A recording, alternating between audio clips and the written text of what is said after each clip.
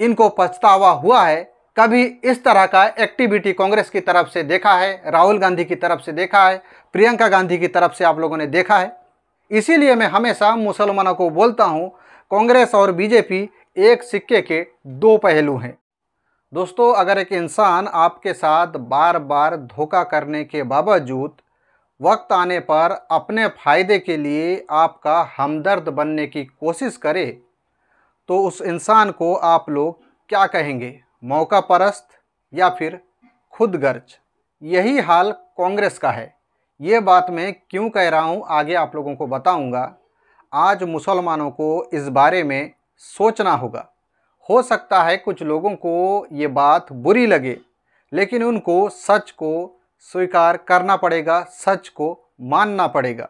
Video थोड़ा सा लेंदी हो सकता है, लेकिन सबूत के साथ बात करूंगा, इसीलिए आप लोगों से गुजारिश है वीडियो में आखिर तक बने रहिएगा। दोस्तों, हाल ही में यूपी के सहारनपुर में प्रियंका गांधी ने रोड शो किया। लाखों की भीड़ थी, जनसैलाब था, लाखों लोग प्रियंका गांधी को सुनने के लिए आए। जिस सहारनपुर में कांग्रेस का नामो निशान तक नहीं है, उस सहारनपुर में लाखों में लोग प्रियंका गांधी को सुनने के लिए आए हुए थे। लेकिन मुद्दा वो नहीं है। प्रियंका गांधी ने वहाँ मुसलमानों के लिए जो बोला है वो मुद्दा है। जिस तरह से प्रियंका गांधी ने वहाँ पर मुसलमानों की दिल जीतने की कोशिश की, मुसलमानों को अपने तरफ खींचने की कोशिश की है, वो बड़ा मुद्दा है। उस पर बात करना जरूरी है।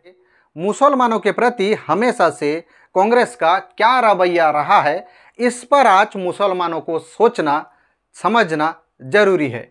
मुसलमानों के प्रति प्रियंका गांधी का ये प्यार दिखावा था या फिर सच में वहाँ पर प्रियंका गांधी दिल से मुसलमानों के लिए बोल रही थी? आगे आप लोगों को बिल्कुल सबूत के साथ दिखाऊंगा, लेकिन उससे पहले आप लोगों को कुछ कहना चाहूँगा। जिस तरह से प्रियंका गांधी के रोड शो पर जनसैलाब दिखा, जन समर्थन मिला, आखिरकार ये वोट में कभी तब्दील क्यों नहीं होता? या फिर कोई भी विपक्षी दल को जब इस तरह से जन समर्थन मिलता हुआ दिखता है, इसके बावजूद जब वोट की बारी आती है तो आखिरकार ये वोट में तब्दील क्यों नहीं होता? कहने का मतलब सिर्फ इतना है, कहीं ईवीएम तो बीच का वजह नहीं बन जाता आखिर वोट में तब्दील ना होने का? जिस तरह से जन समर्थन मिलता है और जब वोट की बारी आती है, वोट ना मिलने का वजह कहीं ईवीएम तो नहीं होता? इस पर कभी सोचिएगा। अब आ जाइए मुसलमानों पर और प्रियंका गांधी पर। पहले सुन लीजिए प्रियंका गांधी ने आखिरकार यूपी के सहारनपुर में मुसलमानों के लिए क्या बोला है। यहाँ मेरे मुसलमान भाई बहन भी हैं, सलाम वालेकुम आपको। आप पैगंबर जी को क्यों मानते हैं? क्या पैगंबर जी को इसलिए मानते हैं क्योंकि उनके पास सत्ता थी? नहीं, आप पैगंबर जी को इसलिए मानते हैं क्योंकि उन्होंने हमेशा आपके लिए सेवा की, आपकी सेवा की। आप पैगंबर को भी इसलिए मानते हैं कि वो सच्चाई के प्रतीक थे, वो सत्य के प्रतीक थे। तो सुना आप लोगों ने, अच्छी बात है। प्रियंका गांधी ने पैगंबर साहब के बारे में बोला है, मुसलमान उससे खुश भी हुए। इससे लगता है शायद प्रियंका गांधी को मुसलमानों के बारे में चिंता है, यही आप लोगों को शायद लगता होगा। लेकिन हाल ही में कन्हैया कुमार, जिसे कांग्रेस ने पूर्व दिल्ली से चुनाव लड़ने के लिए उतारा है, कन्हैया कुमार के बारे में आप लोगों को ज़्यादा जानकारी देने की ज़रूरत नहीं। आखिर कांग्रेस ने कन्हैया कुमार को किस जिम्मेदारी में रखा है, किस ओहदे पर बैठा कर रखा है। जब कन्हैया कुमार से उमर खालिद के बारे में पूछा गया तो कन्हैया कुमार ने उमर खालिद को पहचानने से साफ इनकार कर दिया। कन्हैया कुमार का बोलना है, आखिर कौन उमर खालिद? आगे भी उसने बहुत कुछ बोला है, आप लोग खुद सुन लीजिए। उमर खालिद मुसलमान के ही हैं। आप और आप मिरान हैदर हमारी पार्टी के, आपके पार्टी के नहीं है, वो आपके साथी मिरान हैदर किस पार्टी के? आरजेडी से। फिर हमसे सवाल ये पूछ रहे हैं सर, उमर खालिद आपके दोस्त रहे, आपके दोस्त रहे। कौन बताया? आपको पता है सर, स्टार्टिंग में हमने देखा आप यहाँ पे, हमने वीडियो में देखा। कौन से वीडियो? क्या कहना चाहेंगे? कौन से वीडियो में देखा? कैसे? तो सुना आप लोगों ने किस तरह से कन्हैया कुमार उमर खालिद को पहचानने से साफ इनकार कर रहा है। कन्हैया कुमार का इस बयान को लेकर कांग्रेस ने कोई भी बयान जारी किया है। यहीं से पता लग जाता है आखिरकार कांग्रेस का मुसलमानों को लेकर स्टैंड क्या है। वो उमर खालिद जो कन्हैया कुमार के साथ कई स्टेज शेयर किया है, सरकार की कई गलत फैसलों का, गलत नीतियों का ये दोनों साथ मिलकर विरोध करते थे। कई दफ़ा ये दोनों एक साथ स्टेज शेयर करते हुए नजर आए हैं, एक ही साथ मिलकर दोनों खाना खाते थे। लेकिन आज जब उमर खालिद पिछले 4 साल से जेल में बंद है, उसको पहचानने से कन्हैया कुमार इनकार कर रहा है। पिछले 4 साल से उमर खालिद इसी भ्रष्ट सिस्टम के कारण जेल में है। कोर्ट में उसकी तारीख तक लग नहीं रही है।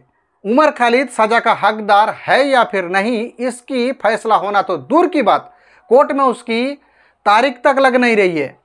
पिछले 4 साल से उमर खालिद जेल में सड़ रहा है। उसे आखिरकार किस बात की सज़ा दी जा रही है? एक तरह से उसकी सज़ा तो पूरी होने जा रही है। आज तक उसका तारीख कोर्ट में लग नहीं रहा है। आखिर कब फैसला होगा कि उमर खालिद सज़ा का हकदार है या फिर नहीं?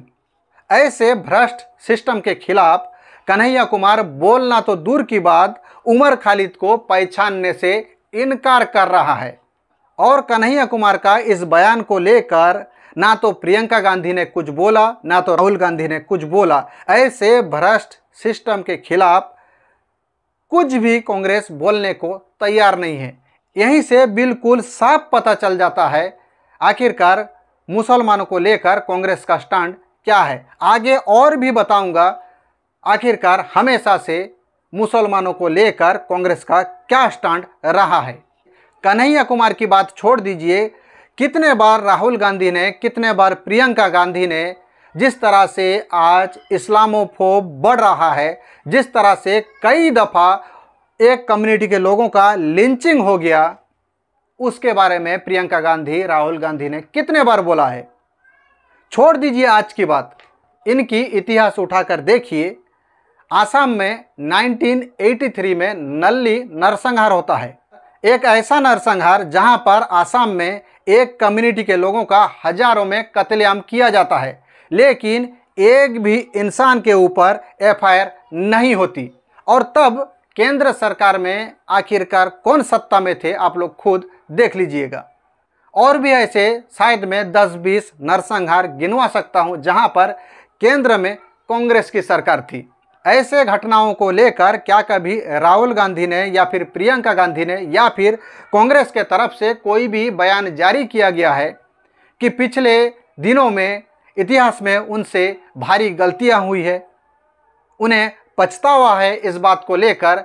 कभी इस तरह का आप लोगों ने कोई बयान देखा है, कभी बयान सुना है? या फिर कांग्रेस में, राहुल गांधी में, प्रियंका गांधी में या फिर सोनिया गांधी में कभी कोई ऐसा एक्टिविटी देखा है जिससे आप लोगों को लगे कि इन्हें एक कम्युनिटी के लोगों के लिए पछतावा है? आखिरकार जो उनके खिलाफ जुल्म हुआ है, कभी इसको लेकर इनको पछतावा हुआ है? कभी इस तरह का एक्टिविटी कांग्रेस की तरफ से देखा है, राहुल गांधी की तरफ से देखा है, प्रियंका गांधी की तरफ से आप लोगों ने देखा है? इसीलिए मैं हमेशा मुसलमानों को बोलता हूं, कांग्रेस और बीजेपी एक सिक्के के 2 पहलू हैं।